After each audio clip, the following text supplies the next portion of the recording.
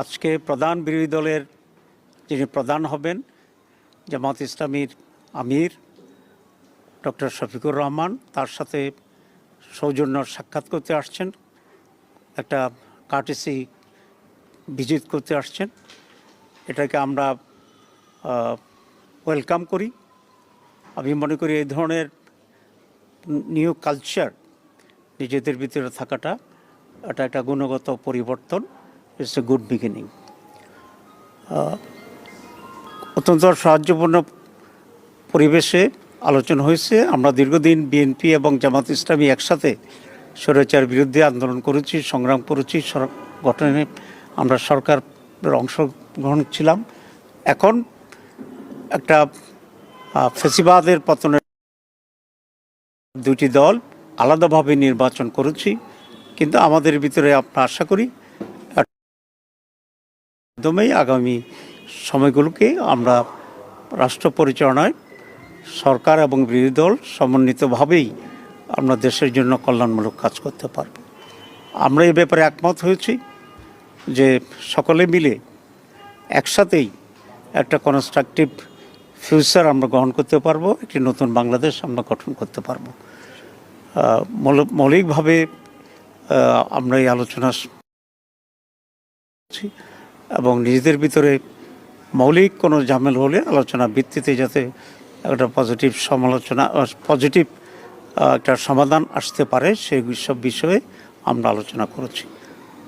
আমাদের আমির জামাত বলেছেন যে কয়েকটি প্রায়োরিটি বিষয়ে এখানে আমাদের আলোচনা হয়েছে। প্রথম কথা হচ্ছে ল অ্যান্ড অর্ডার সিচুয়েশন, মানুষের সিকিউরিটি ইস্যুটা হচ্ছে সবচেয়ে বেশি। এই বিষয়ে যেন সরকার অত্যন্ত গুরুত্ব দিয়ে কাজ করে।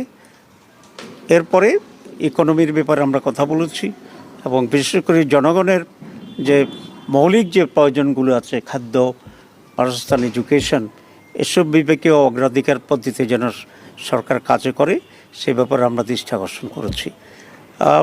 It's a beginning. আমি মনে করি যে একটা মৌলিক কোয়ালিটেটিভ চেঞ্জ যাতে আমরা এদেশে পেতে পারি সে বিষয়েও আমরা দৃষ্টি আকর্ষণ করেছি। পজিটিভ যে কোনো বিষয় আছে আমরা বলেছি আমরা কোঅপারেট করব এবং জনগণের স্বার্থের বিরুদ্ধে এবং জনগণের কোনো কল্যাণের বিপরীতে যদি সেরকম কোনো ভূমিকা থাকে আমরা অবশ্যই সে ব্যাপারে আমরা প্রতিবাদ এবং ভূমিকা নেওয়ার জন্য আমরা প্রস্তুত আছি। এতটুকুই কথা হয়েছে আজকে। সবাইকে ধন্যবাদ। যে গত 16 বছরে এই সৌহার্দ্যপূর্ণ পরিবেশটা ছিল না, সরকার এবং বিরোধী দলের মধ্যে এক ধরনের শত্রুতাপূর্ণ সম্পর্ক ছিল। নির্বাচনের পরে আমরা দেখেছিলাম যে আপনারা অভিযোগ করছিলেন যে বিভিন্ন জায়গায় হামলা হচ্ছে, ইয়ে হচ্ছে। এর মধ্যে আজকে ভাবি প্রধানমন্ত্রী ভাবি বিরোধী দলের নেতার সাথে দেখা যায়। এটা বাংলাদেশের রাজনীতিতে কতটুকু ইতিবাচক প্রভাব বয়ে নিয়ে আসবে? এক তৃণমূলক কোনো বার্তা যাচ্ছে কিনা যেসব জায়গায় ঝামেলা হচ্ছে এগুলো বন্ধ হবে? বিভিন্ন জায়গায় কিছু অঘটন ঘটেছে, কিছু ধর্ষণের ঘটনা ঘটছে, হামলার ঘটনা ঘটছে। আমরা এগুলো দৃষ্টি আকর্ষণ করেছি। আমরা মনে করি সরকারের ব্যাপারে অত্যন্ত সিরিয়াস ভূমিকা পালন করবে এবং দেশকে একটা পজিটিভ দিকে নিয়ে যাবে। আগে কথা হয়েছে সবসময় আমির জামাত বলেছেন যে তারা সবাইকে নিয়ে সরকার গঠন করবেন যদি তারা ক্ষমতায় যায়। আপনারা আসলে বরাবরই বলছেন যে জুলাই শক্তিগুলো এক থাকতে হবে যে কোনো মধ্যেই, জানা হলে আওয়ামী লীগ বা ফ্যাসিবাদ ফিরে আসার একটা পসিবিলিটি আছে।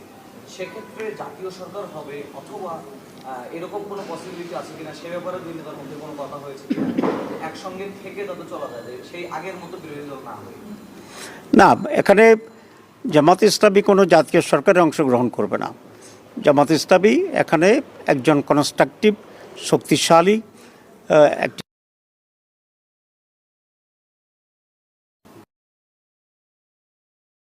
থ্যাংক ইউ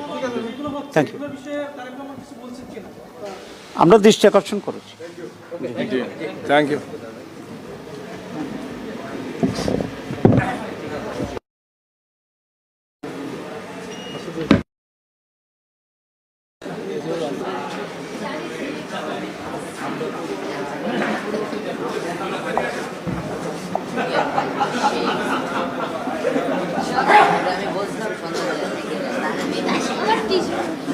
ভাই লিখছো ফারুক?